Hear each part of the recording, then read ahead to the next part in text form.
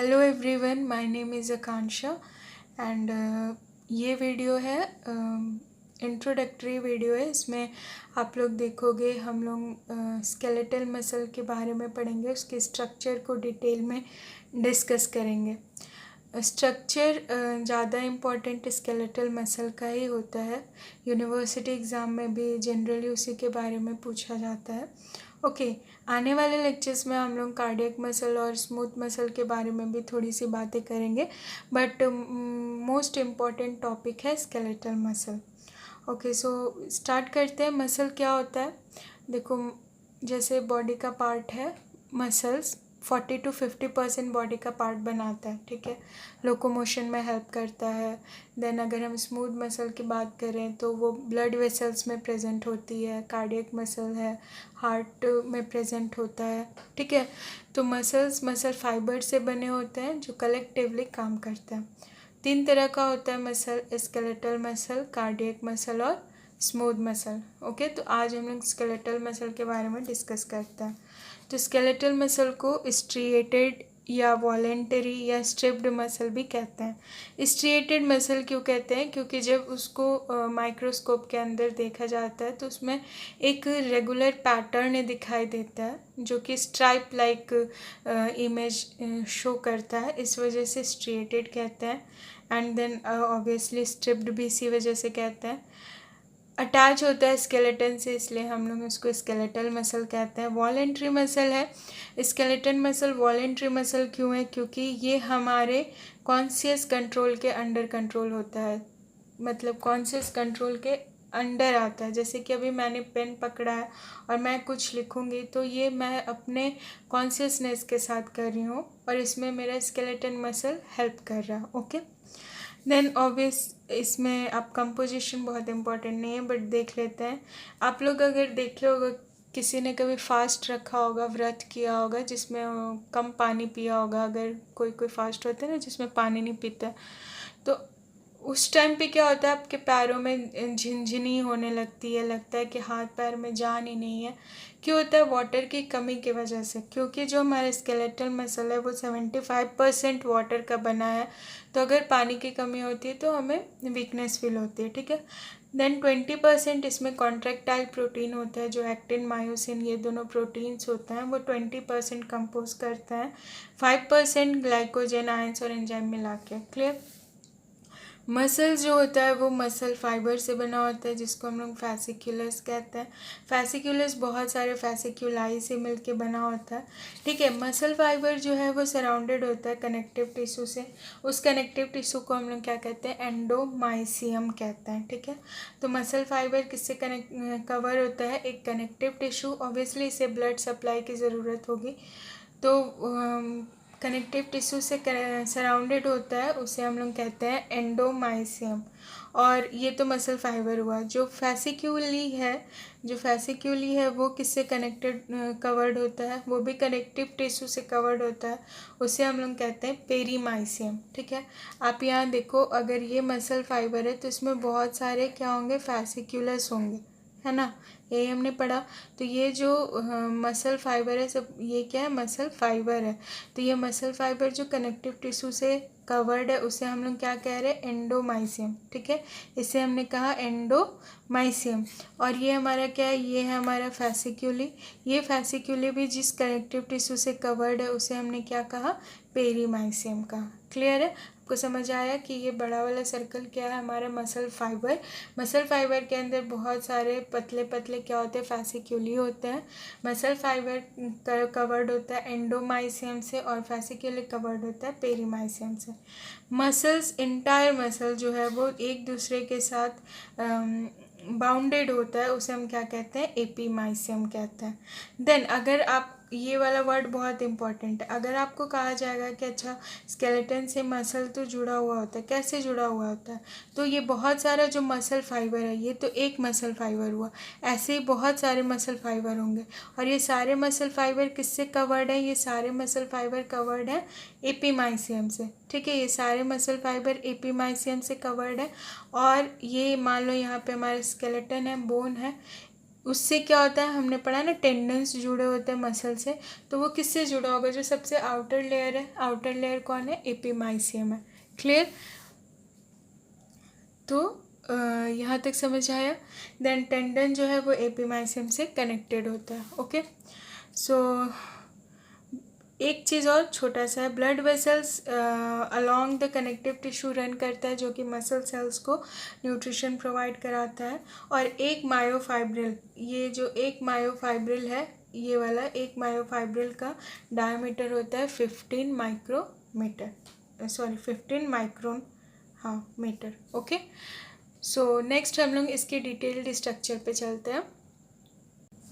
Okay, सो हम लोग देखते हैं ultra structure of skeletal muscle. ठीक है, अगर एग्ज़ाम में आए तो आप लोग यहाँ से बनाना स्टार्ट करना।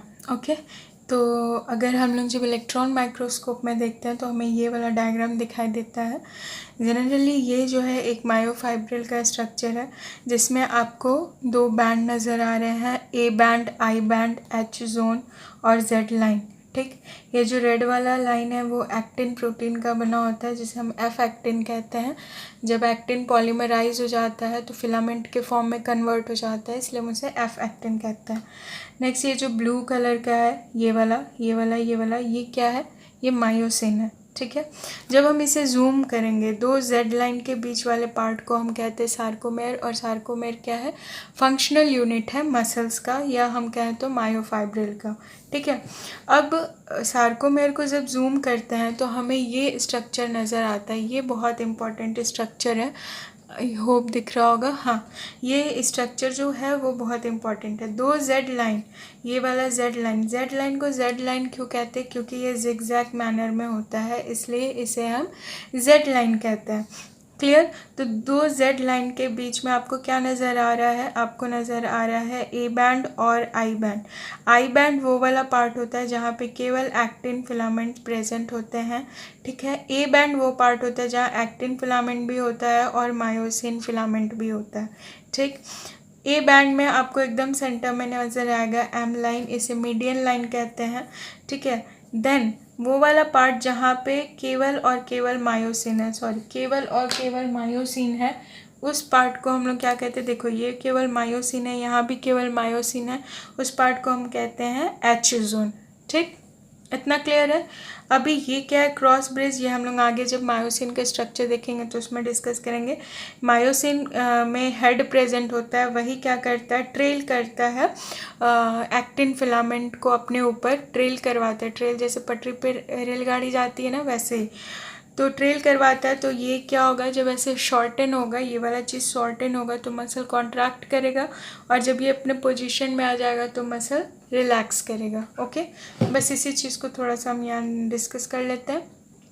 देखो, जो मसल है वो बना होता है मसल बंडल से बहुत सारा, और सबको हम लोग कनेक्टिव टिश्यू से अगर कवर किया होता है मसल बंडल्स या फैसिकल्स, तो उसे हम फैसिया कहते हैं। वहाँ पे हम लोग क्या कह रहे थे, पेरीमाइसियम, दोनों एक ही चीज़ है, सेम चीज़ मैंने यहाँ बताया है। देखो, मसल सेल्स जो होता है उनमें जो प्लाज्मा मेम्ब्रेन होता है उसे हम सर्कोप्लाज्म कहते हैं, और वो किससे कवर होगा, वो कवर होता है सर्कोलीमा से कवर होता है। ठीक है, और बता दें मसल्स में जो एंडोप्लाज्मिक रेटिकुलम प्रेजेंट होता है उसे हम लोग क्या कहते हैं, सर्कोप्लाज्मिक रेटिकुलम कहते हैं। क्लियर? तो हम लोग थोड़ा सा और आगे डिस्कस करेंगे एक्टिन और मायोसिन का स्ट्रक्चर। ओके, सब उससे पहले थोड़ा सा ये डिस्कस कर लेते हैं। मैंने ये थोड़ा राइट कर दिया ताकि आप लोग को नोट्स बनाने में आसानी रहे। ठीक है, तो सिंपल सा है, myofibril has a dark band और लाइट बैंड। तो डार्क बैंड किसको कहते हैं, ए बैंड को। ए बैंड को डार्क बैंड क्यों कहते हैं, क्योंकि उसमें एक्टिन और मायोसिन दोनों प्रेजेंट होता है, जिसके वजह से वो डार्क अपीयर होता है। ए बैंड का मतलब क्या होता है, anisotropic band. Anisotropic मतलब दो तरह की चीज़ें प्रेजेंट है, एक्टिन और मायोसिन। ठीक है, तो मायोफाइब्रिल किससे बना होता है, एक डार्क बैंड से और एक लाइट बैंड से। लाइट बैंड को हम लोग क्या कहते हैं, आई बैंड। आई बैंड क्यों, आई बैंड मतलब क्या हो गया यहाँ पे, आइसोट्रोपिक बैंड। ठीक है, आइसोट्रोपिक बैंड क्या होता है, जिसमें केवल एक ही तरह का एलिमेंट प्रेजेंट हो। कौन सा प्रेजेंट होता है बताइए आप, एक्टिन। ओके, एक्टिन प्रोटीन केवल यहाँ पे प्रेजेंट होता है। आपने पीछे डायग्राम देखा ही है, बस हम लोग उसको थोड़ा सा डिस्कस कर लेते हैं। सेंटर ए बैंड के सेंटर में हमें क्या दिखा था, बहुत ही कम डार्क जोन दिखा था, जिसको हम लोग जेड एच जोन कहते हैं। एच जोन हैंसन जोन कहलाता है, क्योंकि हैंसन एक साइंटिस्ट थे, उन्हीं ने ये जोन के बारे में पता लगाया था। ठीक है, एच जोन के सेंटर में क्या था, मीडियन लाइन। हमने देखा था ना कि एच जोन में क्या होता है, केवल मायोसिन प्रेजेंट होता है और वहाँ पे मीडियन लाइन प्रेजेंट होता है। ठीक है, आई बैंड क्या है, आई बैंड में डार्क मेम्ब्रेन होता है, जिसे हम कहते हैं जेड लाइन। आपने देखा है कि कॉर्नर कॉर्नर में क्या था, जेड लाइन, जिसे जेड डिस्क या डूबी लाइंस कहते हैं, और ये क्या होता है, जिगजैग फॉर्म में प्रेजेंट होता है। मायोफिब्रिल क्या है, the part of the myofibril between two successive Z line is called sarcomere. अगर कोई बोले कि सर्कोमेर क्या है, तो वो पार्ट मायोफिब्रिल का जो दो जेड लाइन के बीच में आता है, उसे हम क्या कहते हैं, सर्कोमेर। सर्कोमेर में क्या होता है, एक तो पूरा ए बैंड होता है और एक साइड का आई बैंड होता है। पूरा आई बैंड नहीं होता है, आधा आई बैंड होता है। तो sarcomere consist of A band plus half of each adjacent I band, एक इधर का और एक इधर का। ये जो हमारा जेड लाइन है, तो जेड लाइन के जिगजैग फॉर्म में होगा। अगर जूम आउट करेंगे तो यहाँ पे क्या होता है, हमारा आई बैंड इतना दूर, अगर आई बैंड है तो इधर का आधा, इधर का तो हमने नहीं लिया, तो इधर वाला आधा और इधर वाला आधा क्या बनाएगा, सर्कोमेर का पार्ट होगा। सर्कोमेर क्या है, फंक्शनल यूनिट है मायोफिब्रिल का। अच्छा, इसमें क्या प्रेजेंट होता है, एक्टिन और मायोसिन प्रेजेंट होता है। एक्टिन को हम क्या कहते हैं, थिन फिलामेंट। एक्टिन याद रखना TIN है, तो इसको कहेंगे थिन, और मायोसिन थिक फिलामेंट है। ठीक है, ये 70 एंगस्ट्रॉम का होता है, बहुत इंपॉर्टेंट नहीं है, और ये क्या होता है, 150 एंगस्ट्रॉम का होता है। मेन बात ये है कि जब कैल्शियम आयन प्रेजेंट होगा मसल सेल में बहुत ज़्यादा मात्रा में, और एनर्जी किसके फॉर्म में यूज़ होगा, ज़्यादातर यूज़ होता है हमेशा बायोलॉजिकल सिस्टम में ATP के फॉर्म में। एक्टिन और मायोसिन क्या करते हैं, इंटरैक्ट करते हैं और एक्टोमायोसिन बनाते हैं। तो जो कॉन्ट्रैक्शन के टाइम पे कॉम्प्लेक्स बनता है, उसे हम क्या कहेंगे, एक्टोमायोसिन, जिसके वजह से मसल का कॉन्ट्रैक्शन होता है। ओके, तो कॉन्ट्रैक्शन हम लोग नेक्स्ट क्लास में डिस्कस करेंगे, नेक्स्ट वीडियो में डिस्कस करेंगे। आज हम लोग थोड़ा सा एक्टिन और मायोसिन का स्ट्रक्चर पढ़ लेते हैं, जिससे हमारा ये टॉपिक कंप्लीट हो जाएगा। ओके, तो हम लोग एक्टिन और मायोसिन का स्ट्रक्चर देख लेते हैं। एक्टिन बना होता है जी एक्टिन प्रोटीन से, जो कि मोनोमरिक फॉर्म में होता है। जब मोनोमरिक फॉर्म में होता है तो इसके पास होता है GDP, और जैसे ही इसके पास आता है GTP, ये क्या होता है, पॉलीमराइज होने लगता है। ठीक है, इतना समझ आया। ये मोनोमरिक फॉर्म में होगा तो GDP के साथ बाउंड होता है, और जैसे ही ये GTP के साथ बाउंड होता है या GTP के फॉर्म में कन्वर्ट हो जाता है, तो ये पॉलीमराइज होने लगता है। ठीक है, इस तरह से पॉलीमराइज होगा, तब हम इसे क्या कहेंगे, एफ एक्टिन कहेंगे। पॉलीमराइज होकर ये फिलामेंट के फॉर्म में कन्वर्ट हो जाएगा, तो हम कहेंगे एफ एक्टिन। एफ एक्टिन से बाइंड होता है ट्रोपोमायोसिन, जो कि एफ एक्टिन को स्टेबलाइज करके रखता है फिलामेंट के फॉर्म में। ठीक है, ट्रोपोमायोसिन पे क्या होगा, बाउंड हो जाता है ट्रोपोनिन। ट्रोपोनिन डिस्टेबलाइज करता है किसको, ट्रोपोमायोसिन को। इसको थोड़ा डिटेल में यहाँ देखते हैं कि एक्टिन फिलामेंट क्या है, दो एफ फिलामेंट एक्टिन से बना होता है, जो कि हेलिकली बाउंड होता है, जैसे DNA अपना बाउंड होता है उसी तरह से थोड़ा बहुत। ठीक है, हेलिकली दो एफ एक्टिन क्या होंगे, ट्विस्टेड फॉर्म में प्रेजेंट होंगे। एफ एक्टिन पॉलीमर किसका है, जी एक्टिन का। ट्रोपोमायोसिन एफ एक्टिन से बाउंड होता है, पूरे लेंथ में बाउंड होता है, और ट्रोपोनिन स्टेबलाइज करता है ट्रोपोमायोसिन को। ये क्या करता है, ये मायोसिन बाइंडिंग साइट जो यहाँ पे प्रेजेंट है, उस पर ये क्या करता है, खुद आके बैठ जाता है, जिसकी वजह से इसका एक्टिव साइड क्या होगा, इनहिबिट हो जाएगा ट्रोपोमायोसिन का। तो ये मायोसिन के साथ इंटरैक्ट नहीं कर पाएगा जब कॉन्ट्रैक्शन नहीं हो रहा होगा उस समय में। ठीक है, तो ट्रोपोनिन के पास क्या प्रेजेंट है, ट्रोपोनिन जो है वो मास्क कर देता है active binding site for myosin on the actin filament. समझ में आया, एक्टिन फिलामेंट में, यहाँ एक्टिन फिलामेंट में जो मायोसिन बाइंडिंग साइट है, देन ट्रोपोमायोसिन में जो मायोसिन बाइंडिंग साइट है, उसको ट्रोपोनिन क्या करता है, इनहिबिट कर देता है। मायोसिन का फंक्शन क्या है, मायोसिन जो है, पहले उसका स्ट्रक्चर देखते हैं। ये क्रॉस आर्म बनाता है, ये वाला जो क्रॉस आर्म है इसका जो हेड है ये क्रॉस आर्म बनाता है, टेल प्रेजेंट है, ठीक है। हेड के पास क्या है, देखो हेड के पास एक्टिन बाइंडिंग साइट है। हेड का ये वाला जो पार्ट है ना यहाँ पे एक्टिन के साथ बाइंड होता है, ये वाला पार्ट ही बाइंड होता है, फिर ऐसे आगे या पीछे की तरफ मूव करता है, वो डिपेंड करता है वो हम लोग नेक्स्ट क्लास में देखेंगे कि कैसे मूवमेंट होता है, ठीक है। तो मायोसिन के पास क्या प्रेजेंट है, एक्टिन बाइंडिंग साइट प्रेजेंट है जिससे कि एक्टिन बाइंड करेगा। और क्या प्रेजेंट है, ATP binding site. Obviously energy चाहिए तो एटीपी के लिए बाइंडिंग साइट लगा के रखना पड़ेगा। क्लियर। मायोसिन भी पॉलीमराइज प्रोटीन है जो कि बना होता है मीरोमायोसिन्स से। बहुत सारे ऐसे मीरोमायोसिन्स जो होते हैं वो एक दूसरे के साथ टैंगल करते हैं, मतलब यहाँ पे भी एक मीरोमायोसिन आएगा, आगे भी एक मीरोमायोसिन आएगा, इस तरह से। शॉर्ट आर्म, ये वाला जो शॉर्ट आर्म है उसे हम क्या कहते हैं, ये वाला जो शॉर्ट आर्म है, ये वाला शॉर्ट आर्म है उसे हम कहते हैं हेवी मीरोमायोसिन। और ये जो लॉन्ग टेल है उसे हम कहते हैं लाइट मीरोमायोसिन, ठीक है। ये जो शॉर्ट आर्म है इसे हम क्या कहते हैं, हेवी मीरोमायोसिन।